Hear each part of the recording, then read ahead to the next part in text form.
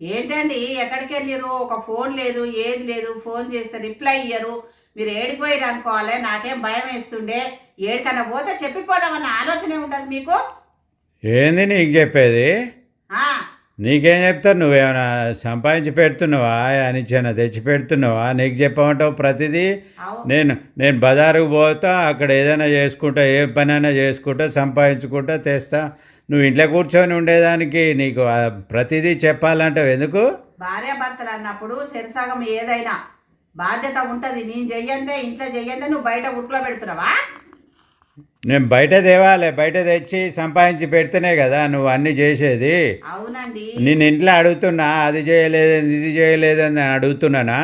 ఇంట్లో నువ్వు చూసుకోవాలి, బయట నేను చూసుకుంటా. బయట సంపాదించుకొచ్చి పెడతా నేను. సంపాదిస్తావయ్యా, నువ్వు సంపాదించినట్టు ఓ సంపాదిస్తలేరు. అందరు ఇట్నే మాట్లాడుతున్నా. బయటికి వెళ్ళేటప్పుడు నేను పలానా దగ్గర పోతున్నా, నేను వచ్చే వరకు లేట్ అవుతుందో ఏమోనే, జాగ్రత్త అని చెప్పి పోవాలి. నాకు భయం అనేది ఉండదా? ఏది నీకేంది? నీకు పెత్తనవా? ఏంది నువ్వు తెచ్చేది? నువ్వు సంపాదిస్తున్నావా? నువ్వు ఆ నుంచి తెచ్చినవా? ఏంది గట్నేనా మాట్లాడేది? భార్యకి ఇచ్చే విలువ.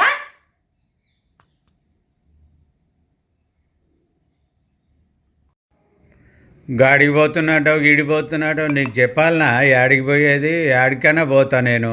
నీకు చెప్పమంటే ఎట్లా చెప్తారే? నేను ఆ ఊరికి పోతా, ఈ ఊరికి పోతా, ఆడ ఈడ ఏదన్నా ఒకటి పని చూసుకొని తెచ్చి సంపాదించి పెడతా నీకు. నువ్వు ఇంట్లో కూర్చొని ఊకే వండి పెట్టేదానికి యాడికి పోయింది చెప్పమని అంటావు ఎందుకే నువ్వు? సపోర్ట్ సరే, చేయకుండా కూర్చోరా అది ఇంట్లో?